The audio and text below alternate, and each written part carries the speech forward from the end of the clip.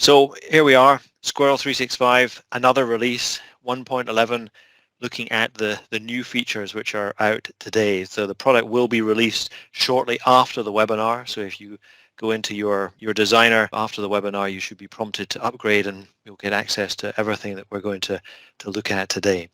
But before I start, I just wanted to look at three other things. They're not tied to 1.11. They're sort of things that have happened recently in Squirrel, one of which I didn't know about, so many of you may not know about, but I find very useful, just to make sure that everyone is aware of them because they are quite nice little things. The first one is the account manager. Obviously, back in 1.9, we moved from license keys to accounts.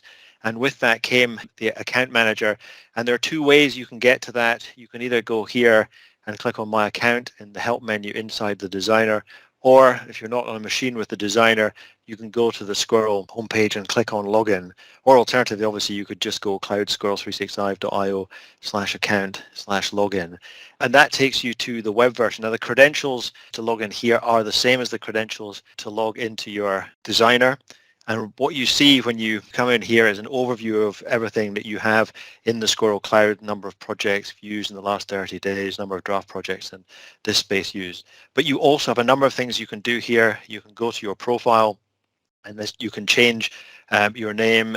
You can't change your email address. If you do need to change your email address, you need to come and talk to us, let us know. There's no profile image yet, but you can change the color behind it if you want to do that.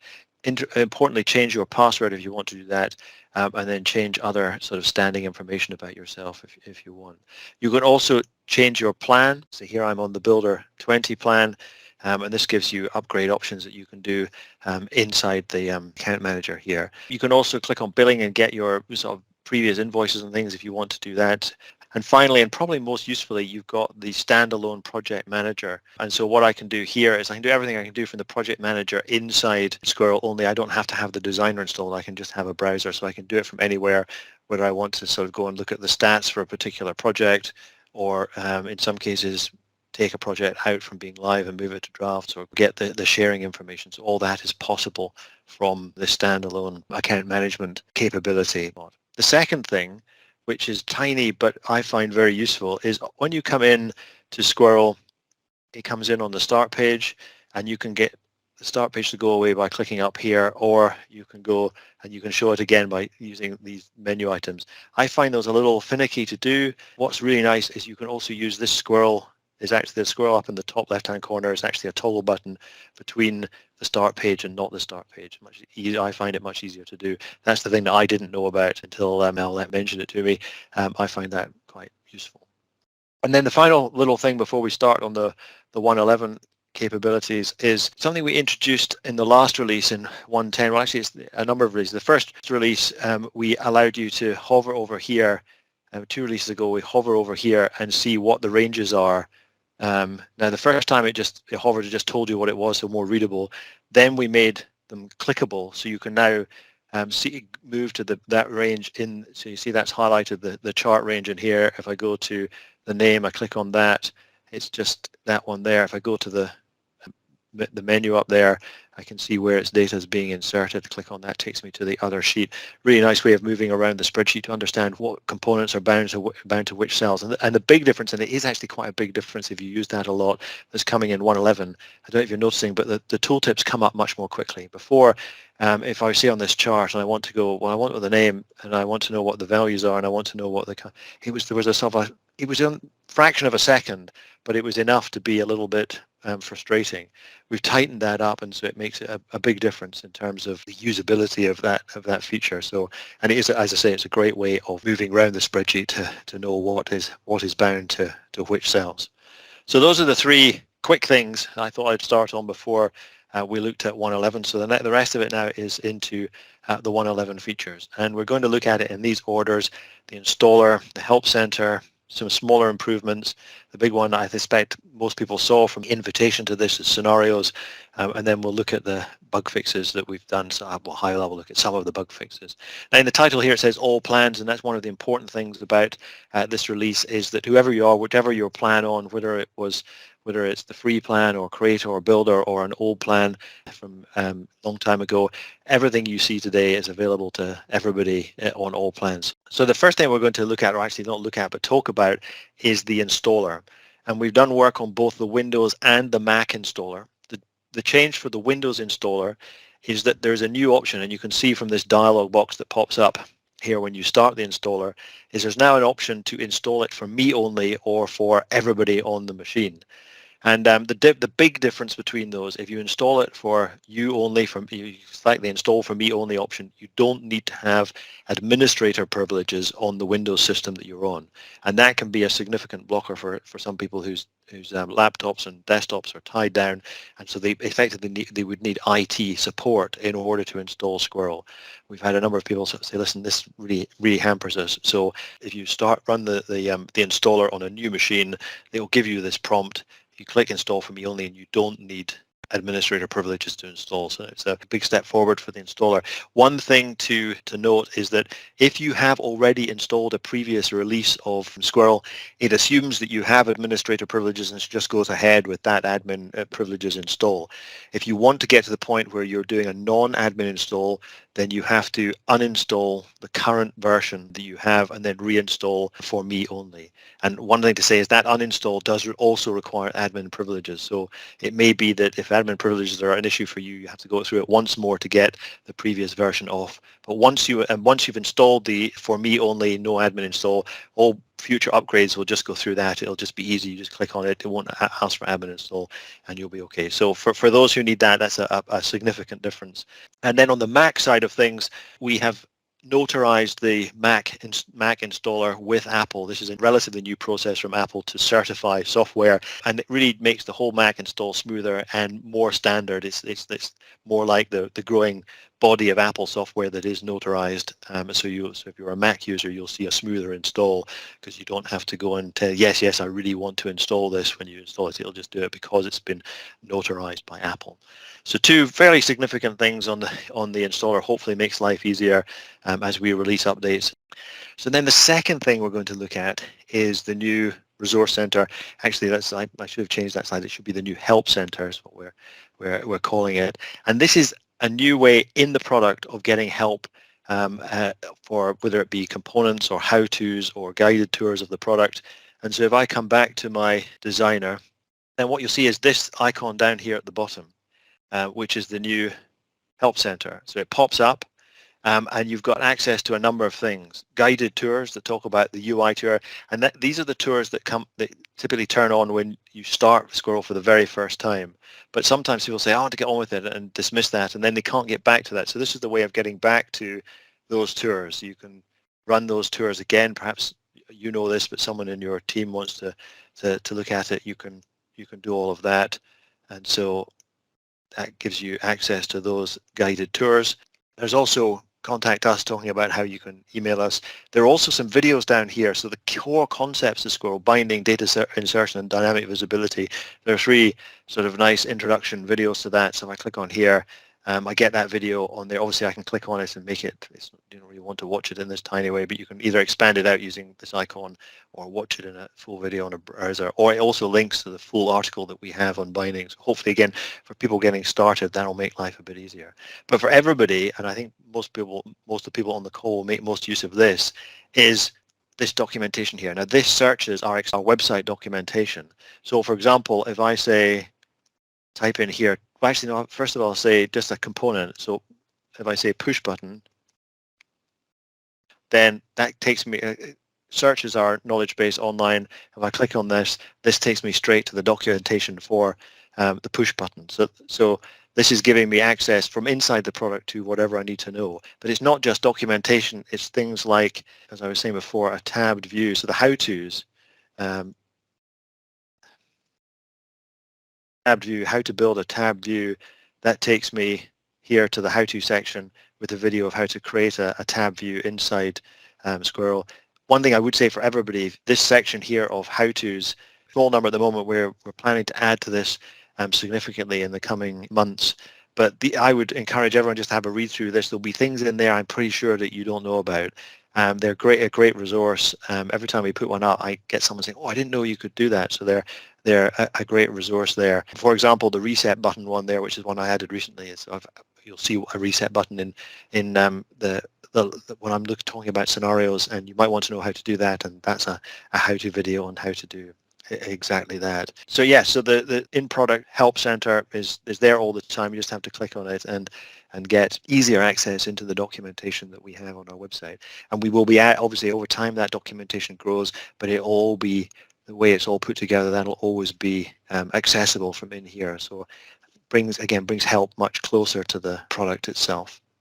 The next thing we're going to look at is some smaller improvements, a couple of improvements to charts and a new function. So again, if I come back into Squirrel, the first thing is tooltips. So if I run this here, you'll see these are the old style tooltips, which are all still available. So if you have a chart with tooltips on it, they'll stay the same. This is a new optional addition that you can change if you want to. So people used to say, well, yeah, those numbers are okay, but they're all spread around. And sometimes, depending on the way the chart's laid out, they can be a bit difficult to read. And so what we've done is we have a new capability to put them all together in one tooltip. So it's the same idea. It's just it's the same tooltips. It's just displayed in a different way. And the way that we do that, so obviously here, if I take my turn off my line chart, get back to my bar chart here, then the way that we change that, so you saw that the bar chart had those old style tooltips. So the question is, how do we change those? And what I do is I come up to general, and there's now in general, there's an overall tooltip control. There's still down here tooltip control and series by series, but there's also one for the whole chart. So if I come in here, this is the per series, which is the old one. So one tooltip for each series. To combine it into a single tooltip, I click on here, and then I can do things like change the size and the bold and the font, and the text color and things like that. But now if I come and run this, I've changed it so now they've got these all in one. So it's just a new option for tooltips because people were saying the previous one was a little hard to use. So the other thing we've got in charts, if I come back to it's clearer in my line chart, is we've also added the ability to have vertical grid lines. So come down here to the vertical grid line, and you can add the vertical grid lines, take off the horizontal ones if you want. So you couldn't do those vertical grid lines before. It's something that some people have asked for, so we added it into. So they're the two small improvements to charts. And then the other improvement I talked about there was the join function. Again, just a new function we support. It's actually interesting. It's not an Excel function. It's actually a Google Sheets function, but we're supporting it nonetheless. And really, it's a more sophisticated form of concatenation. It takes a range or a number of ranges or a number of values and joins them together into a piece of text separated by the delimiter. And just to show you this here, what I might do is point that at C3 instead. Let me just make sure we know that that's where I'm inputting stuff to. So there's nothing in there, so it just takes 1, 2, 3, 4 and change them together. But if I put a slash in here, it separates them by a slash. I can maybe put multiple slashes. Obviously, the most common one will be commas, useful for people who are maybe querying a database and want to have a comma-separated list of values that they're going to send to the database. So that's there. So yeah, join is newly supported product with 1.11. So that brings us on to the main event for 1.11, which are scenarios. Now, scenarios are much requested when I'm talking to people, particularly people who have got models and sort of putting sort of nice front ends onto their Excel ROI calculators and things. People often talk about scenarios. For those who have been with us for a long time and will and know about the Excelsius product, we often get people saying, "Oh, we used to do scenarios in Excelsius. We really want to be able to do that in Squirrel." So here they are, only in a very significant way. They are significantly in a significant way better than the ones in Excelsius, but we'll talk about that in a little. So what they allow you to do is to take the data after a user has maybe slid the sliders and pushed the drop downs, so they've got a particular, maybe there is an ROI calculator and they've got their values in there It's an easy way for the designer to add functionality so that the end user can save those away and recover them later. And there's so many uses for this. It allows end users to save their own scenarios. It allows you maybe to pre-seed a model with values that people can just choose from, like a high, medium, and low case. Maybe that you never actually offer the user to save. They can just select from different scenarios where you're putting cases in. Maybe in a presentation, you just want to be able to quickly go from high, medium to low in terms of an ROI case. Lots of different usages. Now, the place that they are significantly different from what I'm saying from Excelsior is we have two forms of storage. You can have the local storage, which is the same as used to be in Excelsior, where you store it on the local machine, or you can store it in the Squirrel cloud, on our cloud. And the big difference there is that if you store it in the cloud, then no matter where you look at the project from, you'll get these scenarios. Obviously, if you're saving it locally, if you chose the choice to save it locally, then you only get it on the machine that you saved it on, so much more for personal use. But the cloud storage opens up many more options. And although we made it really easy to add for the designer because we've got standard user interface on here, it is also that user interface is configurable, so you can style it so it's not just exactly as it comes out of the box. But the best way to understand it is to have a look at it. So what we're going to do is have a look at my old favorite, an example of a calculator, which is the SaaS revenue calculator. Many of you, probably all of you, will have seen this before.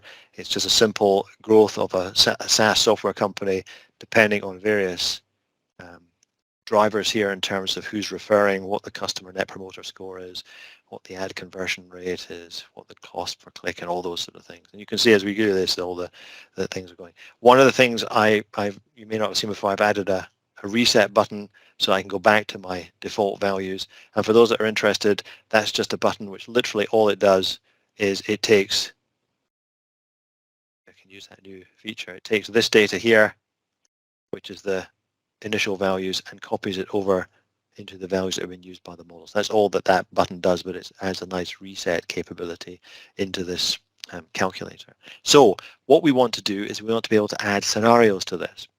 And the way we do that is we come into controls, add the scenario, and add the scenario UI down there. So when we add it in, obviously we get a property sheet with lots, and we'll go through each of these properties in turn, not necessarily top to bottom, but in a more natural order. I talked about being able to customize these. The first thing you might want to customize is the buttons. So the button group styling, for the save button, I'm just going to call it save. And for the load button, the load button, I'm going to call it load. So there, and now those are smaller. I can make those a little smaller so it's more in keeping with my reset button there. What I might want to do is line those up by central midline. So there I go. So I've now got, actually, right, there we go. So now I've got my save, load, and reset buttons. And actually, in the simplest case, that's all I need to do. In fact, I didn't even need to change the labels. If I now preview this, then I get all the UI that I need to be able to save. I can rename a scenario. I can maybe say, call this first local, save that away. And now when I click load, I've had a couple more there. I think I'll delete those so that we don't see them later. So I've got my first local. And so now what I can do is if I change this, let's say I take my ad cost very low, then I go to load and I go to first local and load that. It's not. I've got carried away. So yes, obviously that's got all the UI there, but actually it's currently doing nothing. And the reason it's doing nothing is because I've forgotten a crucial step here, which is to tell it which data it needs to be saving away. Because you almost certainly don't want to save the whole context of the model. And this actually provides a lot of flexibility as to what you save and when you save it. So here what I'm going to say is I want to save this set of data here. So I'm going to save it out with the headings. Doesn't really, I could just save the numbers, but I'm going to save those. So those will all be read back in. So now, having done that, apologies for the mess up on that. In fact, we'll probably get first local to disappear because it's empty. So then I'll take that ad cost back down and say I'll save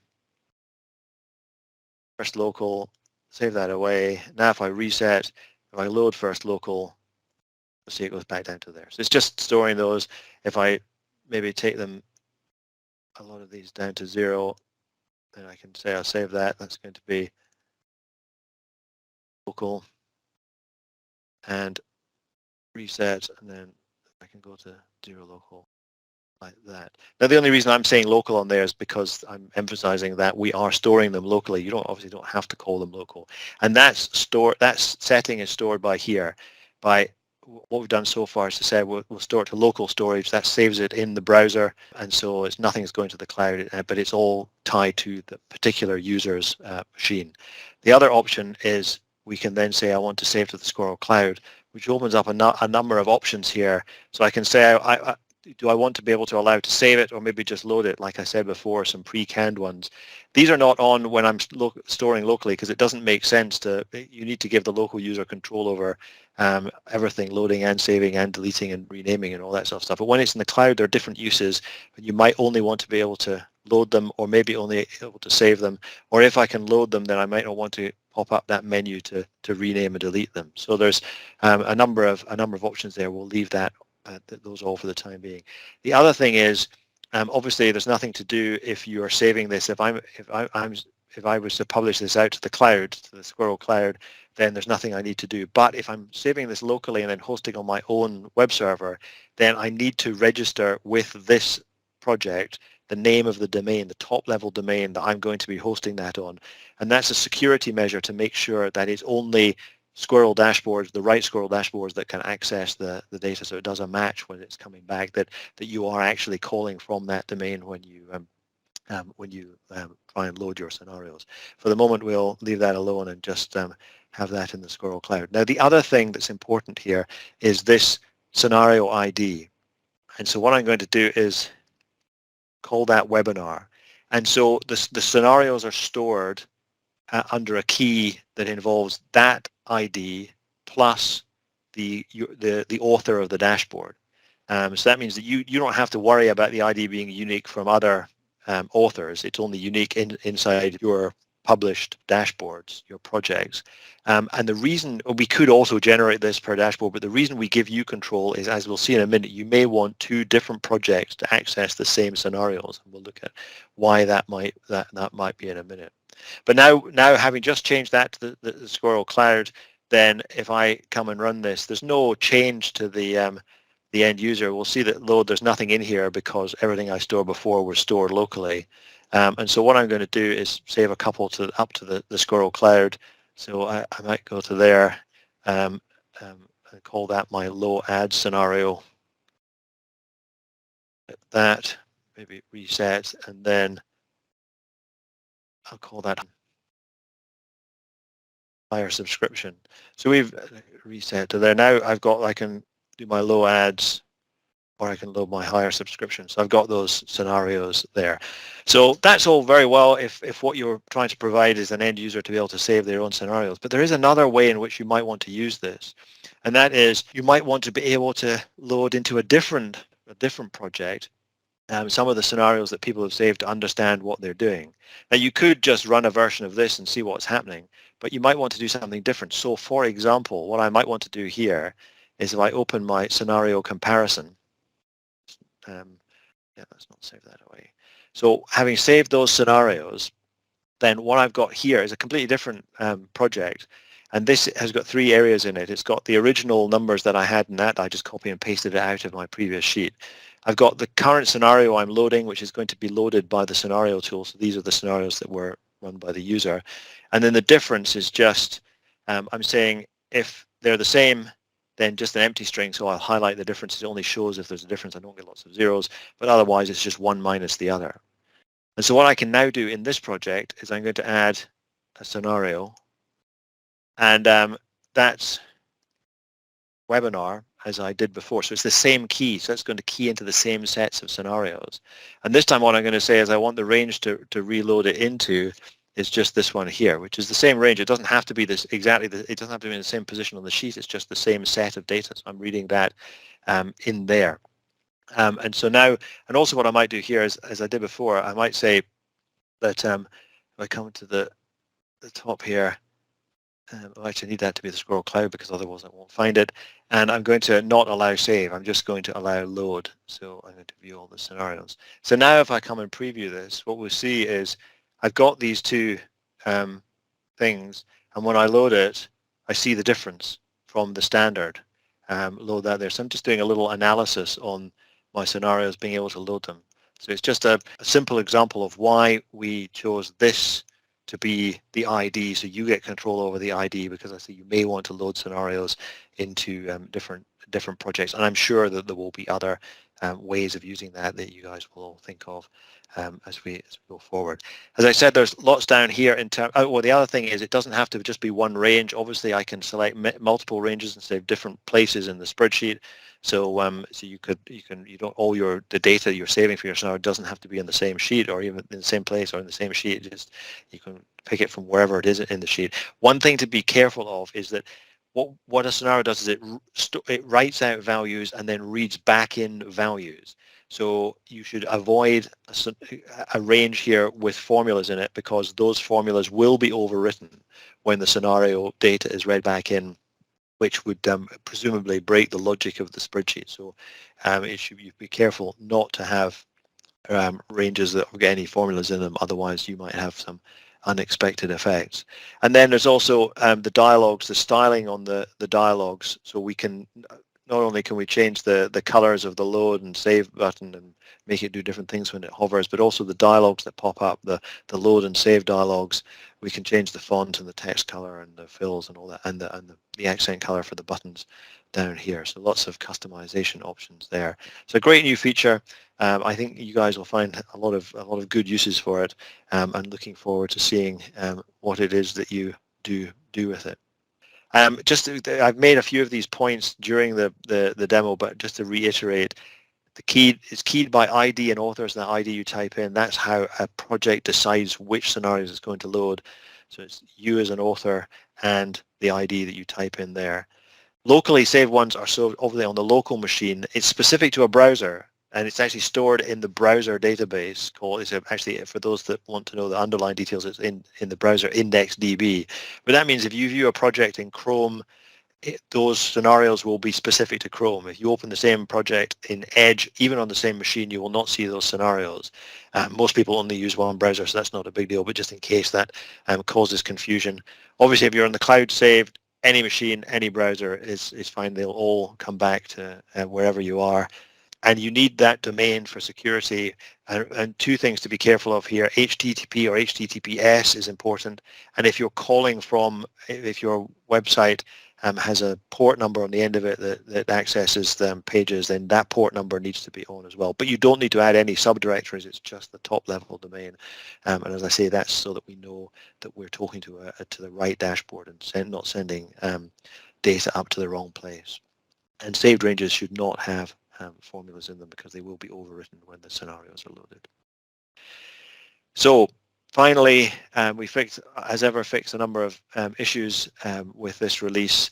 There was one particular one where Squirrel could crash on open when with the data mover bound to a single cell. That's gone away. The